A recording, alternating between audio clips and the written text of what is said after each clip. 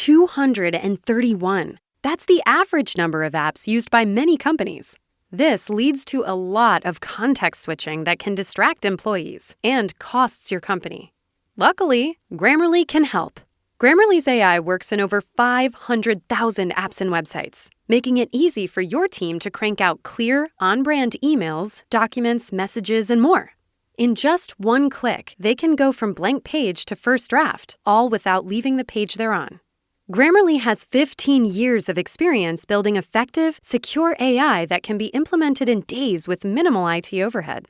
It goes beyond basic grammar to help tailor writing to specific audiences, whether that means adding an executive summary, fine-tuning tone, or cutting out jargon. Join 70,000 teams who save an average of $5,000 per employee per year using Grammarly. Go to grammarly.com/enterprise to learn more. Grammarly, enterprise-ready AI. An O'Reilly Auto Parts gift card is the perfect gift for that hard-to-buy-for person. Give the gift of convenience from O'Reilly Auto Parts. O'Reilly Auto Parts. So the Recorder Grot rally was like a nod to like a Strangler song. I don't know if anybody knew that.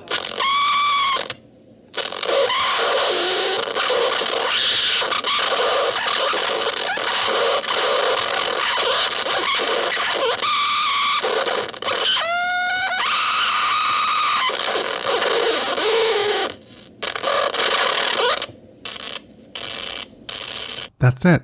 That's the whole goddamn song.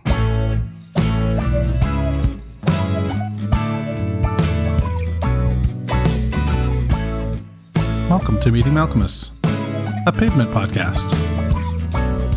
Hey there, it's JD. I am neither cool enough or qualified enough to be talking at all, especially about the subject we're about to delve into, which is the work of pavement. And we just heard the final track on Demolition Plot J7. And I don't have a whole lot to add to what I said prior to the opening. That's the whole goddamn song. Always leave them wanting more is what they talk about in showbiz. And Spiral and Steven certainly did that at the end of Demolition Plot J7. People who had picked up Slay tracks and eagerly awaited Demolition Plot were now left wondering, what gives?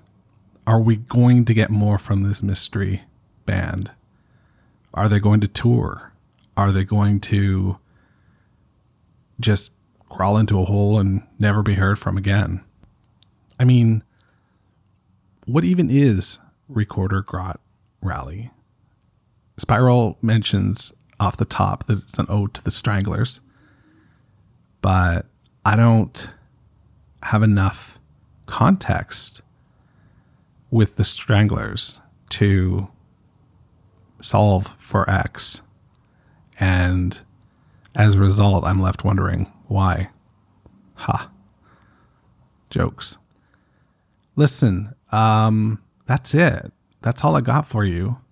We've still got the magnet magazines to give away. Get those reviews into iTunes and Stitcher. There's a lot of really good ones, and I'm getting a lot of great emails. Next episode we'll dive into one. But for now, we will wrap this week with more from the time that I sat down with Spiral and who I saw this week at the Horseshoe here in Toronto. And the fucking show was great. The record is great. It's, pick it up if you haven't. The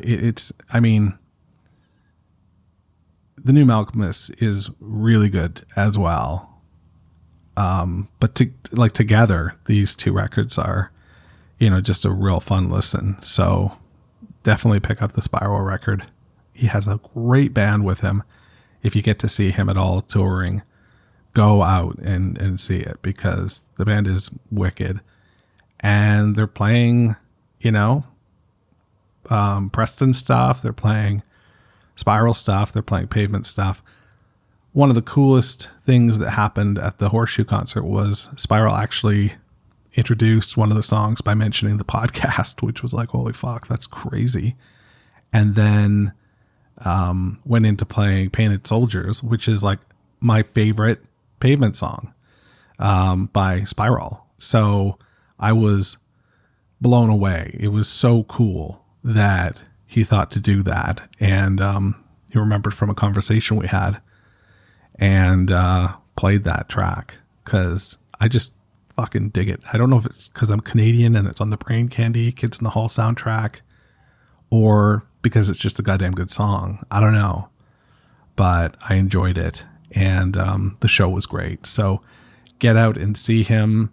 I'm going to see Malcolmus as well. He's coming May 1st. So that'll be fun. I'll talk about that when that happens. Who knows? Maybe I'll meet him, and then the show will be over because I'll have met him. Meeting Malcolmus, that's the arc, right? The arc is that I have to meet him at the end. If the show had been called Seeking Spiral, it would be over. That's it. Lights out. Pull the plug. We'll see. Anyway, this is more from my sit down with Spiral Stairs. Good work, everyone.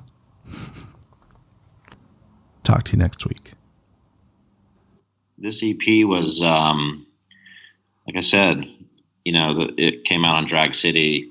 It was supposed to be the first Drag City thing. But it ends up being DC 002, right? Yeah, it became the second one. Yeah. After Roll Trucks, of course. And, yeah. Do you have any recollection of doing the cover, like the cover work or anything like that? Like what were you thinking with that, or yeah. do you remember? It's just it's the cover of Demolition Plot, or Demolition Plot. Yeah. I mean, I did the first single, and I thought, I might as well do this one too. And yeah, it was just, the cover was just like an old photo I took of something, and I think the background is, or the back of it is, a picture of like Steve's guitar in my house or his house or something. And I don't know, it just kind of fit, Yeah. No, it's like, what is Demolition Plot? What is the J7 part? What is that? Just again more mystery, sort of? Yeah, that was Steve. Steve made that title up. He was good. He was good at little, stories and stuff. Like there's a good little, I think there's kind of like a little, not really an essay, but there's a cool little, in the insert of Demolition Plot, there's a cool little story that he wrote. And so, yeah, he came up with some good titles, Steve. That's awesome. And it came, the very first, I think the first couple hundred or something are on like gray vinyl. Oh yeah. I was just on a website yesterday because I have this wall art that I'm doing. And one of the pieces is the first 3 EPs, and it's like, I'm mainly like, I don't want to pay extra for the gray vinyl if I don't have to, because that's not going to be part of it. But when I saw that, I was like, oh shit, like that's like a very today kind of thing to do, right? Like to release like specialized, colors and yep. like special editions and things like that. That's really, yep. A now thing. What were you guys thinking with that? Oh, I think it was just, it's kind of what bands did back then, like we weren't thinking like anything other than like, let's make something kind of cool. Yeah. Well, you succeeded. For it, so at least you didn't have to pay for this one, so that was good. Oh, you guys got a Drag City. I get you. All right, cool. Put it out, yeah. So they had to pay for all that production. Oh, that's a nice gig to get.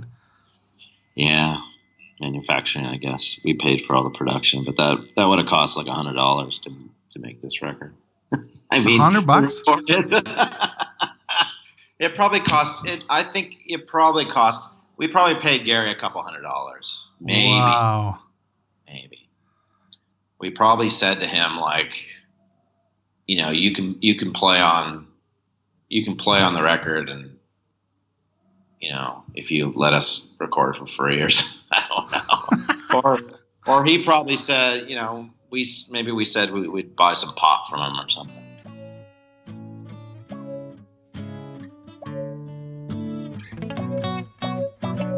Meeting Malcolmus, a Pavement podcast, is a weekly affair. You can listen, share, rate, and review the show wherever you get your podcasts. For more information about the show, go to www.meetingmalcolmus.com. I tweet and Instagram @meetingmalcolmus. Steven, are you listening?